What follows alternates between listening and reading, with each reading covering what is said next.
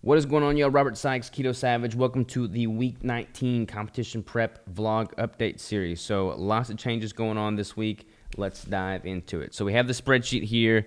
This is, like I said, Week 19. I started the week off on Monday at 163.1 pounds, which is technically above the goal weight of 162.1. Again, this is not a linear process, so I'm not really worried about it.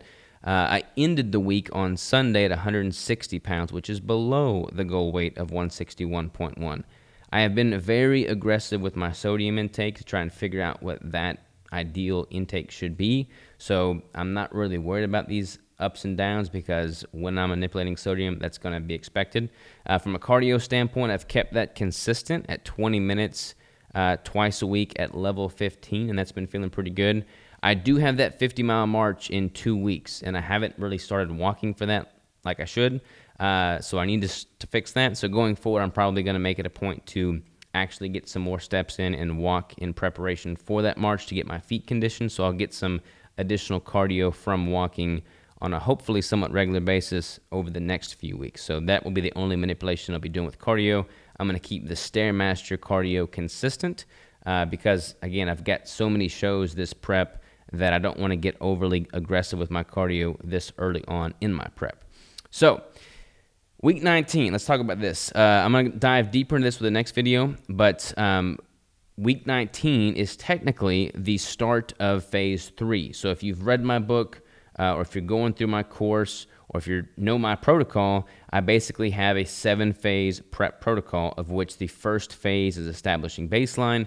The second phase is finding the protein threshold, which consists of increasing dietary protein while simultaneously decreasing dietary fat. And then phase 3 is the reduction of both fat and protein. And then phase 4 is the introduction of ketogenic caloric refeeds. Generally speaking, phase 3, in which I am decreasing both fat and protein, is the longest phase for most competitors. That is because they typically hit that protein threshold. They have a lot of calories to taper from, so they need to be dropping both fat and protein to figure out what macronutrient distribution they respond best to. I increased my protein a little bit more than I normally have in the past, and because this prep for me is a very long prep, I started on April 3rd, and my last show is not over until the 18th of November, I'm having to get a little bit more creative with how I'm structuring my prep. So my individual prep is going to see a very short phase 3 because I'm going to start introducing ketogenic caloric refeeds early on because my first show is only in a few weeks. Now, keep in mind, my last show, the main shows that I'm peaking for are much later in the season. So if I was to just be peaking for 1 or 2 shows, which is typical, then I would have that much longer phase 3. But since I am not doing those few shows, since I'm doing so many shows, I'm going to introduce the ketogenic caloric refeed sooner, which by default is going to shorten my phase 3 and lengthen my phase 4. So if you're following along, keep that in mind. If you're implementing these into your own prep protocol, most people probably aren't doing 5 shows, and most people aren't spreading those 5 shows over as broad a window of time as I am. So there is that factor there. But that said, phase 3, let's talk about that right now. We'll talk about phase 4 later. Phase 3 is seeing the reduction of dietary protein. So the highest my protein got, which was 215 grams, was the apex of my phase 2. This week was the start of phase 3, so I started dropping that protein, and I dropped it down to 205 grams. I mentioned earlier that I know that I hit my protein threshold due to loose stool, a little bit more joint pain and inflammation, things of that nature. I've only dropped the protein 10 grams, so that hasn't resolved completely, but I have noticed a significant benefit from dropping that protein, and I don't have the loose stool anymore, and that's pretty much been the only factor that's changed from last week to this week. So right now, the theme is high protein, high protein, high protein, and I am not suggesting that people don't consume high protein. Protein is incredibly important. Ample protein is critical, but there is a point of diminishing returns with any macronutrient, protein included. So it's not like a free lunch component in which you can just take it in excess without any adverse effects. There is a point of diminishing returns of protein. And now that I've started dropping my protein, I've experienced some of the benefits of that. So keep that in mind as you're going through your macronutrient manipulations. So again, 125 grams of fat. Since I was so aggressive in phase 2 with increasing protein and dropping fat, I'm probably going to hold fat constant at 125 grams for the next several weeks so that I can just start chipping away a little bit by little bit on the protein. So I kept the fat constant at 125 grams, dropped the protein from 215 to 205, kept total carbs constant at 15 grams, which put my total caloric intake right at about 2,000 calories, and about 56.1% of my total calories coming from dietary fat. Now, like I said, next week, we'll probably see the introduction of these ketogenic caloric refeeds. That's what this orange bar on the spreadsheet represents, but we'll dive into that next week. I don't want to get ahead of myself here. So, based off of these macros for week 19 in phase 3, this is how I broke that down. I've got 6 tablespoons of the Nut Pods creamer in my morning coffee. My meal 1, which I'm continuing the OMAD protocol here, consisted of 4 whole eggs, 4 ounces of salmon, 240 grams of organic egg whites, 1 pound of Axis venison, and 1 full Bell's Brownie Batter keto brick. That's been my meals all week, and I freaking love my meals. Little side note here, I don't like microwaving my food. I've got it's called a Hot Logic warming pan, so I put my one meal in a Tupperware, put it in there, plug it in, and it warms up throughout the morning hours before I eat it. I put my brick on top of that Hot Logic warming pad, not in it, but on top of it. And when I eat that meal, it is heavenly. That is a highlight of my day. The brick has the perfect texture. It's like fudge-like, not too hard, not too soft. The meal is totally warmed up, and I'm just talking a little bit about food porn right now because I'm in enough of a deficit where I start thinking about food a little bit more. But it is amazing. I love my little routine. I train, and then I take a moment, I decompress. I just let my body and my mind become present, kind of return to that parasympathetic state, and then I eat my meal in peace, and it is absolutely amazing. As I mentioned last week, I am getting very detailed with the tracking of all my electrolytes. So I have 2 of the hydration packets a day, 1 in the morning, 1 in the evening. I've got 10 servings of this buffalo seasoning that I'm putting in that one meal. I've got 1 scoop of the Energized Reds. Today, for instance, I had 1 scoop of the Relights, 1 scoop of Mike Muscle's Myoscience electrolytes, 4 packets of the LMNT, and 10 grams of Redmond's Real Salt in that OMAD. So that put my total sodium intake for this day at about 13,120 milligrams of sodium. That is a lot of sodium. And I've been having between about 11 and 14,000 milligrams a day. My body's responding pretty well to that. I was noticing quite a bit of fluid retention in my calves, and that may have been partly because of me spending a lot of time outside working the other day. That may have been the sun. Who knows what it could have been, inflammation related. But I have since started wearing compression socks, which has made a massive difference. I don't really like socks, but I've been wearing the compression socks, and that's totally alleviated that. In addition to what I'm doing now with my electrolytes, and every single time I have an element packet or a scoop of the Myoscience electrolytes, I'll put it in a 25 fluid ounce bottle. And in that bottle, I will put 1 teaspoon of the nano-sized liquid potassiums. That's from Upgraded. Upgraded is the brand, but they've got a nano-sized supplement. Basically, what that means is the particles of this potassium are smaller than that of your red blood cells, so you get a much better absorption rate of these potassium particles. So I'm getting better absorption. I'm not just excreting it all. But 1 teaspoon, which is about, I think a half a teaspoon is 99 milligrams. So I'm doing about 200 milligrams of potassium in that nano-sized form with every 25 fluid ounce bottle with every electrolyte scoop. And that has really been working well for me. I'm getting a great muscle pump, great muscle contraction, not really cramping, and no more fluid retention in my lower body. So that's been really good. I'm going to kind of keep it around there. So that's what my meal is looking like.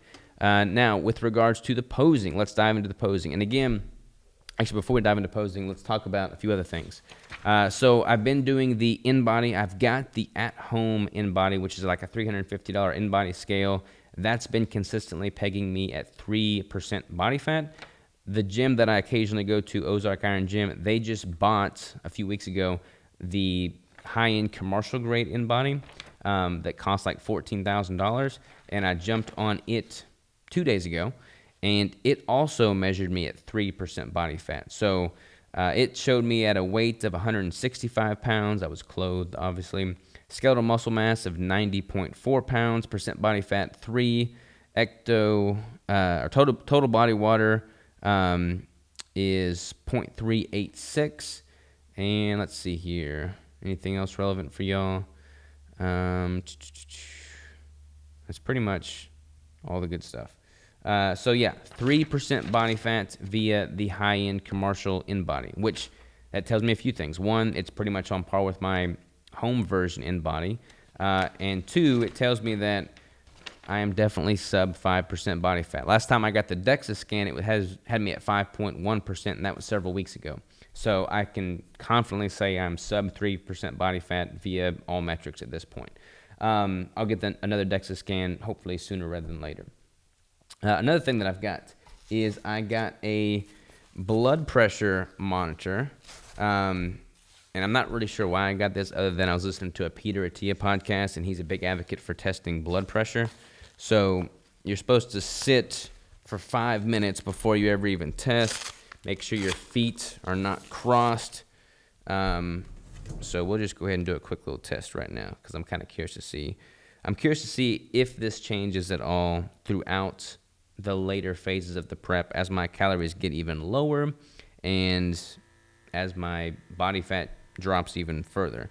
But this is the Withings blood pressure monitor, which is nice because my home scale, not the Inbody scale, but my home bathroom scale, which I really like and syncs to Heads Up Health, is also a Withings brand. So it just syncs my blood pressure readings and my weights, body fat, things of that nature. So you just put it on, make sure you're seated for 5 minutes, relaxed, which I'm not really relaxed right now because I just got done posing. So this is probably going to be a skewed reading, but for the sake of demonstration here, I'll go ahead and show you. So 115 systolic over 71. So heart rate 69, like I said, just got done posing. So honestly, all green marks across the board there. But I'm going to start doing a blood pressure test on a pretty much daily basis just to see how that trends over time. All right, let's dive into the posing here. All right, so we got the front relaxed here. You can definitely see some more separation in my leg development, which I'm excited about. Shoulder caps are popping, bicep veins are popping. I'm trying to work more on my transitions. My CGM I'm still got on there, but it has just recently expired, so my CGM data is no longer relevant because it's no longer working. So we got the poses done there, transitioning to the muscular rounds here. Rocking the front lat spread. Again, I'm just really pleased with the development my lower body is seeing now. It's starting to catch up with my upper body. Knocking the front double bicep there, my signature pose. And then the transitions is what I'm really working on here. I want to make these transitions smooth. So I got my side chest from the left side there. I'm really happy with how much more density I've built on my hamstrings from these side views. That's always been a weak point. So I'm excited to see those coming out more pronounced going forward. Working on my transition, kind of spinning to the back. That's a tough one, but I'm getting better at it. Doing the lat spread there. Again, you can see all that hamstring definition that used to not be there. So I'm really happy with that. My back double bicep is definitely my best pose. It's kind of lights out with that one. At least I think it's lights out with that one. Going to the other side, chest. Again, I just have a hamstring sweep right there, which I didn't ever used to have. So I'm very proud to have brought up my hamstrings. Glutes are starting to come in a little bit. And like I've said in the prior videos, I'm practicing posing every single day now. So I might start actually getting this footage updated for y'all every single Monday or every single Friday that y'all see will be footage from the following or the prior Monday. So there's the updated footage there from this past Monday. There's the crab most muscular pose, rocking it out there, and that's all she wrote. Actually, we got two different variations of this footage, pretty much the same thing, but then I switched the other side to work on that transition. So we'll see what that looks like here. Depending on if the judges call the left side first or the right side first, you want to be able to transition smoothly from one to the other and then to the back poses. So some federations require you to go left to right, some are right to left. You want to be confident in posing either way. So I'm pretty much doing a variation of each here. So again, there's my transition from the side to the back going the opposite direction. So that's what you're seeing there. And again, that's pretty much all she wrote on the posing. One more note on the posing. I've been really focusing on, I'm working with a posing coach. This is my first time working with a posing coach. And I've really been focusing on getting the mandatory poses and the transitions dialed in. I have not honestly started my routine yet. So I know what my routine is. I know what my routine music is. I know what it looks like, but I haven't started practicing yet in my first shows in 3 weeks. So that is not good. Do as I say, not as I do in that regard. I should have been working on that a long time ago, but I have committed to posing every single day going forward. So I have no doubt in my own ability to get that dialed in, but I should have started that practice before now. But again, my last show is not until the 18th of November. So I have a lot of time before then. So I'm way ahead of the ball in that regards. But this first show is going to be a little bit of a race to the finish. So I really need to focus on that, which I will be. But I'm probably not going to show you all my routine on these vlogs until it's actually dialed in and I'm competing probably, because I kind of want that to be a little surprise for y'all. But I'm excited about it. So thank y'all so very much for tuning in. Hopefully y'all enjoyed this week 19 update vlog, and I will see y'all next week for week 20.